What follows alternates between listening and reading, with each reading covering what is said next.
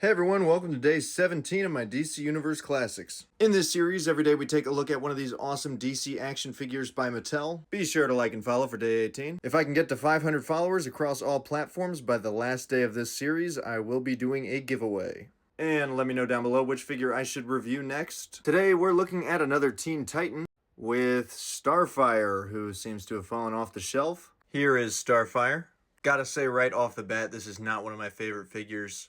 I think the body they chose for her just really doesn't do the character justice. They chose a scrawnier body for Starfire, which really goes against the character I have in my mind. Also, there is this glaring issue of the uniboob situation. Kind of strange, not something I really like to cover on this series, but it's definitely something I notice. The head sculpt is pretty awesome though.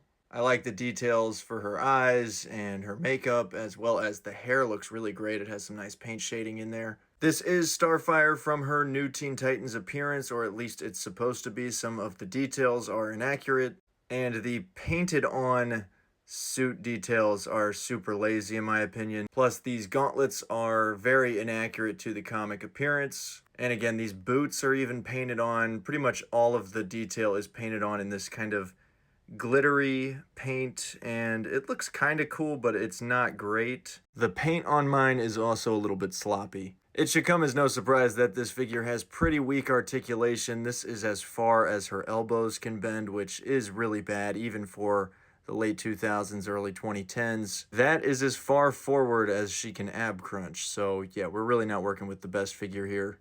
I believe this figure came out in a 2-pack, which would explain some of the laziness. She's not a mainline figure, I guess. Which is really a shame because Starfire is one of the core Teen Titans and one of my favorite Teen Titans and DC characters as a whole. Just for a quick comparison, here she is with Raven, who I think is a pretty stellar action figure and uses a much better body mold than Starfire does here. Just kind of a shame that Starfire isn't taller than Raven, as I think we picture her in our minds to be. Another downside with this figure is the price. I think I paid almost $40 for her, which really just isn't worth it in my opinion. But there really isn't another new Teen Titans Starfire action figure in the 6-inch scale that would work, so I guess I had to get this figure. Honestly, I wouldn't recommend it unless you're trying to build up that classic Teen Titans display. Like and follow for day 18, and for that giveaway.